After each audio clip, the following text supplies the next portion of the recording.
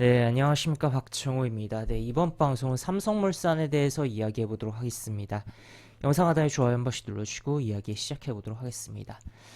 네, 지금 대형주들이 정말 힘을 못 쓰는 시장이 계속적으로 발생을 하고 있습니다. 특히 오늘 같은 경우 현대기아차에 악재가 있었죠. 현대기아에 독일 검찰이 배기가스 조작 관련해서 압수수색을 했다라는 이야기가 있었고, 그에 따라 굉장히 저조한 흐름이 연출됐다라고 볼 수 있겠고, 또 LG 에너지솔루션, 코스피의 시가총액 2위 종목, 넘버 2 종목인 LG 에너지솔루션의 경우는 미국 투자에 대한 재검토를 하겠다라는 이야기가 나오면서 주가가 빠지는 흐름이 연출됐습니다. 그래서 두 종목, 뭐 두 종목이 아니라 세 종목이라고 해야겠죠. 이제 시가총액, 코스피의 시가총액 기준으로 했을 때, 뭐 오늘 종가 기준으로긴 하지만 이런 식으로 지금 보시면 2위 LG 에너지솔루션, 그 다음에 기아 11일, 그 다음에 8위 현대차가 모두 이렇게 빠졌다라고 볼 수 있겠고, 지금 옆에 있는 LG화학 같은 경우도 결국 LG 에너지솔루션과 동일한 이유로 좀 하락을 했다라고도 생각을 하실 수가 있겠습니다. 그래서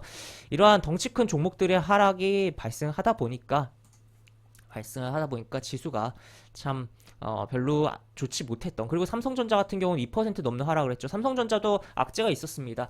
브라질 공장에 대한, 베트남 공장에 대한 부분은 지난번에 이미 나왔었던 내용이고, 베트남 공장의 핸드폰 생산을 원래 주 5일 하던 거에 3일로 한다라는 이야기가 예전에 이미 있었어요. 예전에 있었던 거 플러스 브라질 그 공장에서의 가전제품, 에어컨이라든지 뭐 그런 거에 대한 재고가 쌓이다 보니까 생산을 줄이겠다라는 내용이 나오고, 해외 그 사업에 대한 구조를 좀 조정하겠다, 뭐 그런 기사가 나오면서 안 좋은 부분이 분명히 있었고, 플러스 디램 가격이 계속적으로 빠지고 있습니다. 디램 가격이 지난번 작년 11월 저점 대비해서도 더 빠지면서 저점을 갱신하면서 계속적으로 내려가고 있다라고 체크를 해볼 수가 있겠고, 그러다 보니까 하락이 나왔다. 뭐 SK 하이닉스도 결국 영향 받은 거죠, 디램 가격에 대한. 그래서 이러한 흐름이 있었는데, 그런데 눈에 띄는 측면이 있습니다. 바로 삼성물산이 4% 넘는 상승했다. 지금 다 죽어나가는 이제 대형주들의 흐름이 나온 가운데서 삼성물산 강한 흐름을 보여줬다라고 볼 수 있겠고, 이러한 이유에 대해서 자세히 조금 이야기해보는 시간을 가져보도록 하죠. 우선 삼성물산, 어제 같은 경우도 흐름이 나쁘지 않았습니다. 어제도 양봉이 이렇게 나오면서 20일 이동평균선을 돌파를 한 흐름이었는데, 어제 같은 경우는 어제 상장한 원전 ETF 두 개 중에 한 곳에 삼성물산이 포함된 걸로 기억이 나고, 그때 이제 어제 다른 종목들도 많이 움직이고, 그 움직였던 종목들 중에 세 개를 이제 어제 영상을 제작해서 알려드렸었는데, 하여튼 원전 관련 ETF의 영향을 받으면서 움직였다라는 것을 일단 체크를 해볼 수 있겠고, 그래서 오늘도 그러냐, 물론 영향이 완전히 없었다라고는 할 수가 없겠죠. 하지만 오늘의 이 흐름은 다른 이슈가 나왔다라고 볼 수 있겠고, 기사를 보면서 이야기를 해보도록 하죠. 기사를 보시면 요거 이재용 정의선도 나섰다. 빈살만에 640조입니다. 규모가 어마어마하죠. 640조. 우리나라 1년 예산이 600조 정도 될 거예요. 굉장히 많이 늘었어가지고 원래 한 300조 후반이었는데 굉장히 많이 늘어서 몇 년 사이에 요 600조 정도인데, 거의 뭐 우리나라 1년 예산에 버금가는 그러한, 버금가다 못해 더 되는 그 금액에 대한 부분이죠. 그래서 네옴시티 수주에 대한 세계 최대 규모의 인프라에 대한 부분이 지금 수주전이 시작이 됐다라고 볼 수 있겠고, 지금 뭐 여기서도 우리나라 뭐 예산에 대해서 나와 있네요, 비교가. 그래서 지금 수주전에 뛰어들었다 보니까 삼성물산이 부각이 됐다. 삼성그룹주 관련해서는 삼성물산이 부각이 됐고, 그 외에 이 중동과 관련된 종목들이, 일부 가벼운 종목들이 부각이 되면서 움직임이 나왔던 하루였기도 하다라고 볼 수 있겠습니다. 그래서 어쨌든 대형주 중에서는 삼성물산이 부각이 됐고, 특히 뭐 삼성물산이 만약에 이게 잘 풀리면 실질적으로 수혜를 볼 가능성도 높아요. 그렇기 때문에 한번 좀 체크를 해봐야 되는 부분이고, 기사를 좀 더 볼까요? 기사를 보면은 지금 이런 식으로 친환경 에너지 자급자족하는 미래도시, 굉장히 뭐 타이틀이 좋죠.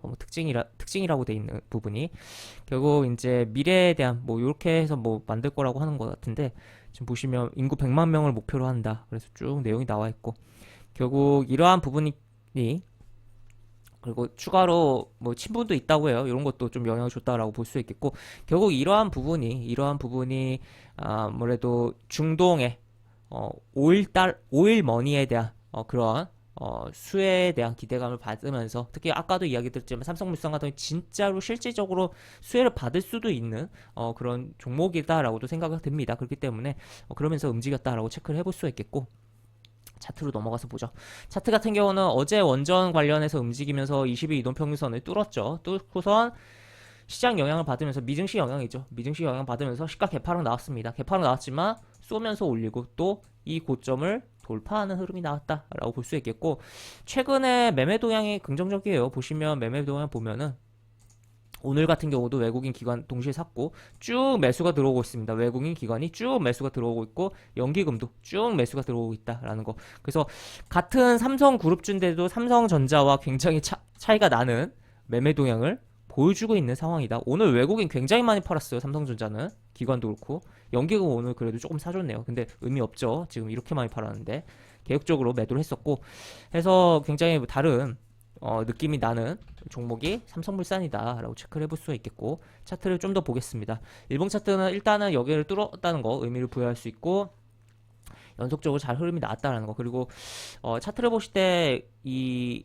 그냥 캔들에 대한 부분을 보는 것도 보는 거지만, 이 이동평균선의 흐름을, 그러니까 캔들을 좀 무시하고 이동평균선 이 곡선 자체를 보는 것도 굉장히 의미가 좀 있다라고 생각을 해볼 수 있겠는데, 어떻게 보면 이 이동평균선의 곡선 같은 경우는 이 흐름 자체는 결국 이평선이 평균을 만들어진 거잖아요. 그렇기 때문에 이 차트보다 조금 더 후행적으로 움직이는 측면이 있어요. 하지만 이 흐름이 긍정적이면 주가가 또 긍정적으로 가는 부분도 분명히 있다라는 거. 그래서 20일 이동평균선의 흐름을 보면은 이렇게 이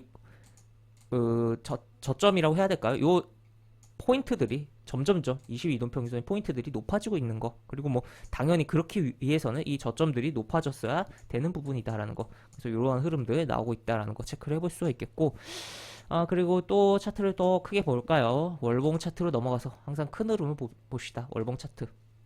주봉 차트 먼저 볼까요? 주봉 차트 보면은 60주 이동평균선 맞물린 흐름 나오고 있고, 월봉 차트에서 보면은 여기 저항이 좀 강력한 저항이 있습니다. 강력한 20월 이동평균선이라는 저항이. 하지만 지난번에 한번 뚫었다가 떨어진 자리다. 물론 여기서 이렇게 쌍봉 느낌이 나긴 하지만 뚫었다 떨어지고 다시 음봉도 여기 크게 있지만 이거를 잡으면서, 쪼개져서 잡으면서 양봉들이 연속적으로 출현하고 있다라는 거. 그래서 그렇다면 요 20월 이동평균선 쉽게 제끼지 않겠냐에 대해서도 생각을 해볼 필요성이 있다라고 볼 수 있겠고, 그러면 추가적으로 이런 라인들 시간이 걸리겠지만 갈 수 있지 않을까. 그리고 실제로 저것에 대한 수주까지 이어지고 그러한 호재들이 나와준다면 좀 더 시세의 폭발성을 보여주지 않을까. 그리고 그런 기대감을 가지고 연기금이 꾸준하게 사고 있는 거 아니냐. 삼성전자는 열심히 팔면서, 그리고 다른 외국인 기관도 매수하고 있는 거 아니냐라고 볼 수 있겠고, 연봉에서도 보면은 사실 삼성물산은